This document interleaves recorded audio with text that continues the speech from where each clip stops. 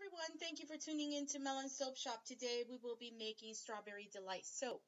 First step is to prepare your oils. Once your oils are prepared, you will begin to add your lye. Your lye must be 10 degrees lower than your oils. Now, word of caution, if you're not familiar with the cautions of using lye, I would recommend that you tune in to soapqueen.com. She has a website and a YouTube channel where she gives instructions on how to use lye. Now you will gently add your lye solution and burp your blender. Once you do that, you will blend until all of your lye solution and oils have incorporated together and form trace.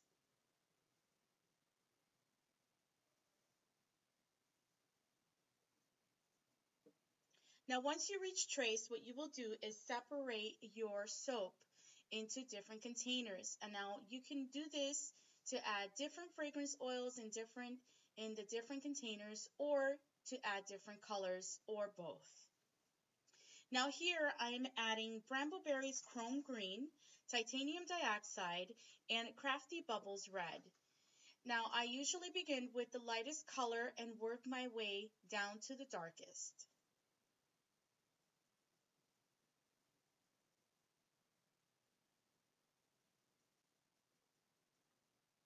Now the red looks kind of brownish or like a tannish color, but that's okay because as your soap begins to cure, your colors will begin to get darker and darker, and you'll see the color of the brown soap turn red. Now, as you begin to add your colors to your mold, you can add them in whichever preference you desire.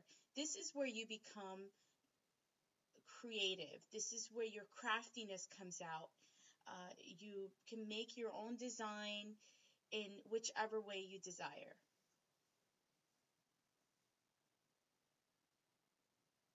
Now, as you can see, every now and then I was tapping the soap mold up and down onto the table, and that is to get the bubbles or air pockets out of the soap, because what happens is if you do not do that and your soap cures, once it becomes hard and you cut it, you will see holes in your soap.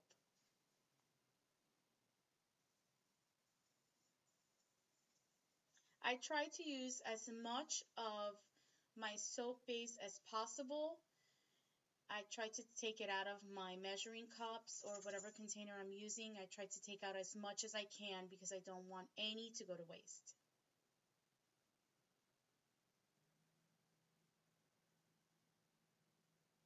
So here I'm using a skewer to mix my colors. I don't want to mix it too much because I want the colors to be distinctive. So I only do a little of the mixing. Here I'm going to make the cream that goes on top of the soap. I call it cream. I'm not sure what anyone else calls it. But this part is pretty fun as well. I came up with a recipe that is shea butter and coconut oil. You will measure your shea butter and coconut oil, and the first thing that I do before I begin to make any soap, if the soap is going to have some type of cream on top, I always do the lye first. I always mix my lye first. Reason is because that'll give my lye plenty of time to cool. One time I did this without letting the lye cool enough, and when I put the cream inside of my bag, the piping bag got very, very hot and it was burning my hands. Now here what you're going to do is you're going to mix your shea butter and coconut oil until it gets fully incorporated and gets nice and thick, as you can see here. Then you will take your lye solution. Do not turn on your blender.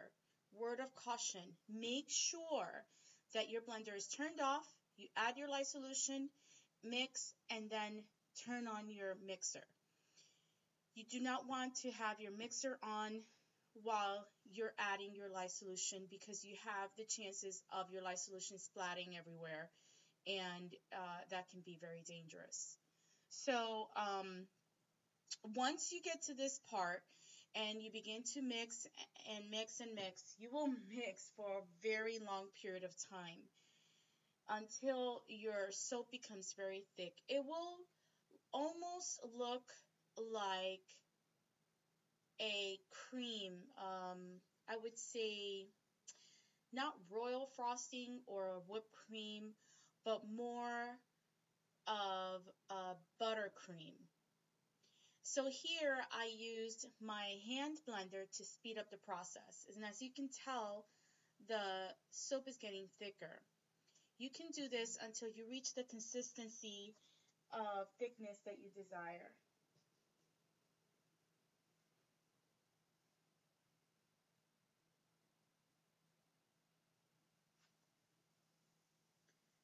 This piping bag is brand new.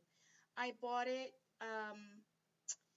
at, uh, I'm not going to say where I bought it, but it's a brand new piping bag, a brand new piping tip, and what ended up happening was my piping bag didn't allow my piping tip to fit properly. So they were both the same brand. When I began to do the piping, at first it was okay, but then it just wasn't coming out properly. It was kind of squiggly and stringy.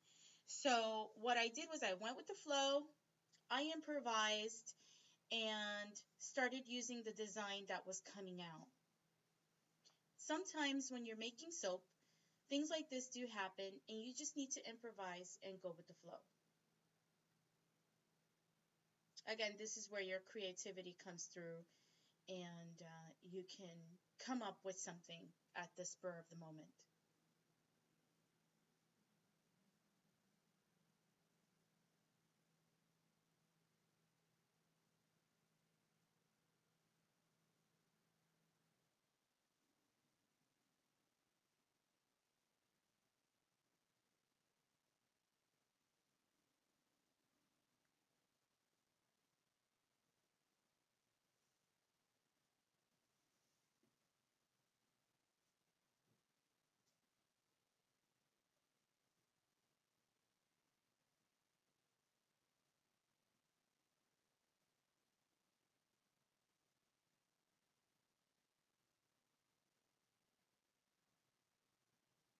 And there you have it. That's the design I came up with, or that's the design that came out. Now, here I'm adding my embeds. These embeds I made myself, and I also made the mold. The instructional video is on Spicy Pine Cone's channel, their YouTube channel, and she gives you the instructions on how to do it and how to make your molds. I thought it was a great idea. Thank you so much for the instructional video.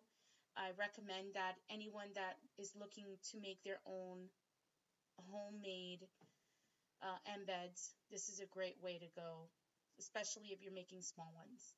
Now the leaves were made with a melt and pour soap with a mold that was bought on Amazon.com. Now 24 hours later, I'm unmolding my soap. This is my favorite part. Unmolding and looking at their creation. I love, love, love this part. This is the most exciting part for me. So what you do is you align your soap and make sure that when you put it in the soap cutter, it will not cut through your embeds. So you will carefully cut your soap, and that is the design that came out. I'm actually very happy with the design. At first, I was slightly frustrated because of what happened with the piping bag, but I'm very satisfied with the results. So there you have it. That is my Strawberry Delight soap. Thank you so much for watching. Please like, share, and subscribe to all of my videos. And check out my website at www.melensoapshop.com. Thank you so much for watching. Have a wonderful day.